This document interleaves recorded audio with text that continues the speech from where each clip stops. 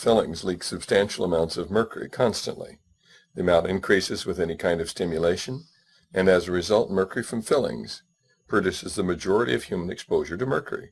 The International Academy of Oral Medicine and Toxicology is extremely concerned about the anecdotal claims of safety by manufacturers and dental trade associations that are at variance with the published peer-reviewed scientific evidence to the contrary.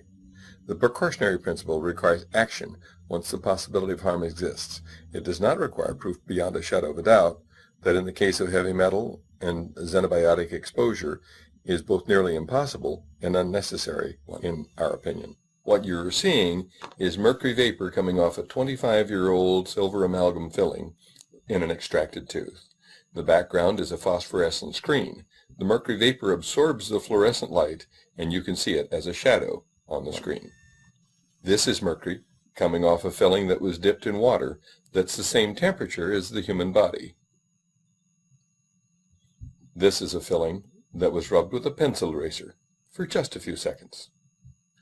Like going to the hygienist and having her clean your teeth.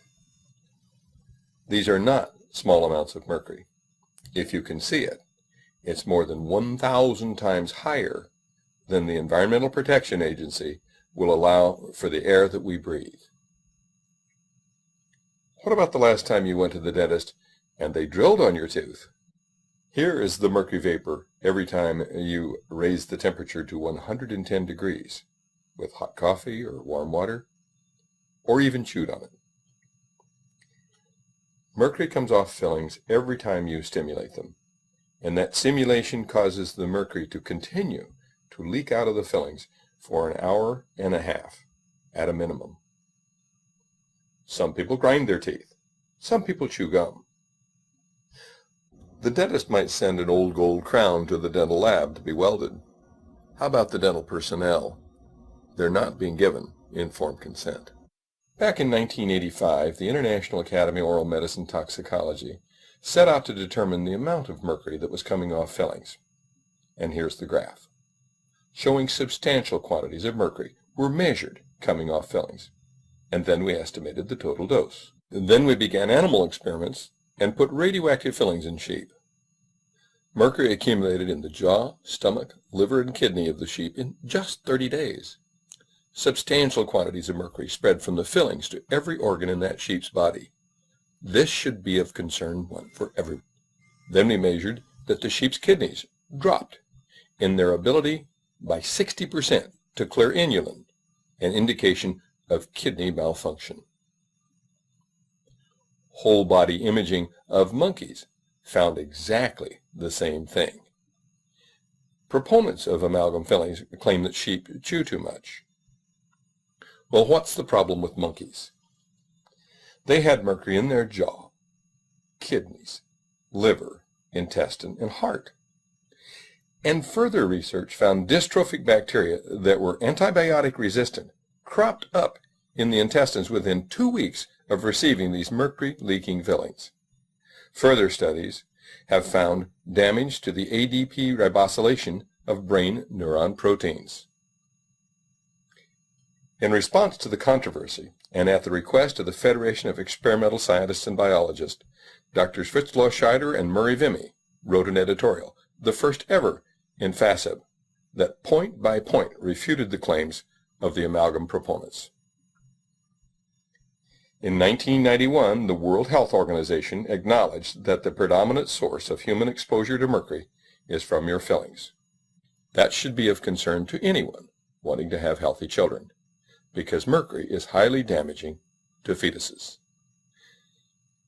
Experiments in sheep showed that mercury from the sheep's fillings transferred immediately to the placenta, to the unborn fetus, and to every conceivable portion of the fetus's body. It even increased in the lamb higher after birth from mercury in the mother's milk. There's no such thing as a safe mercury filling. All mercury fillings leak mercury. The combined effect of mercury, cadmium, and lead is just now being investigated, but it's not 1 in 1. It's synergistic, and 1 in 1 may make 100 or even 1,000. Why is that of concern? Over and over again, we've heard that children are exposed to lead from our environment. Mercury in lead is many times more toxic than just mercury alone. These black, corroded, pitted mercury fillings are used where you must drill away a third of the tooth in order to fix a pinhead-sized cavity. Even if you love mercury, it's the wrong thing to do to the children. It leads to broken, diseased, root canal, extracted teeth throughout the rest of the life. It's a blunder that costs the child all through their life. Millions and millions of dollars are spent annually fixing teeth again and again. And dentists don't follow the manufacturer's recommendations. They pack mercury in children around gold crowns, underneath bridges. They stuff it around the gum line in contact with tissues. There's mercury spreading from this gold crown to every tissue in that patient's body. Even if you like mercury fillings, putting that kind of filling in the tooth is simply the wrong thing to do. Harold Lowe, the former director of the National Institute of Dental Research, back in 1993, wrote, "The first filling is a critical step in the life of a tooth.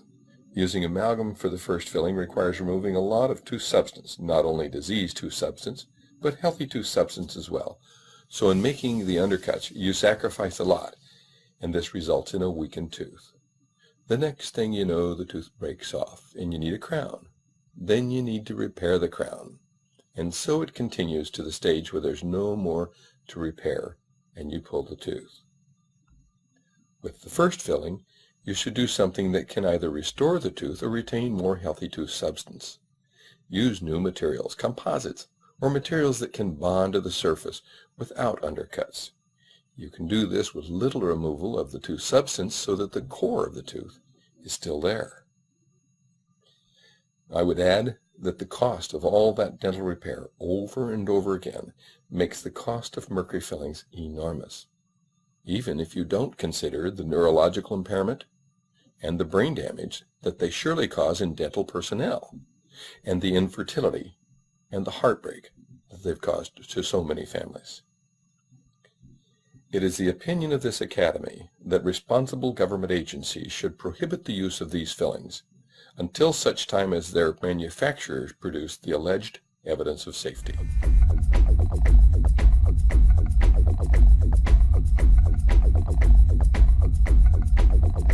Show me the science.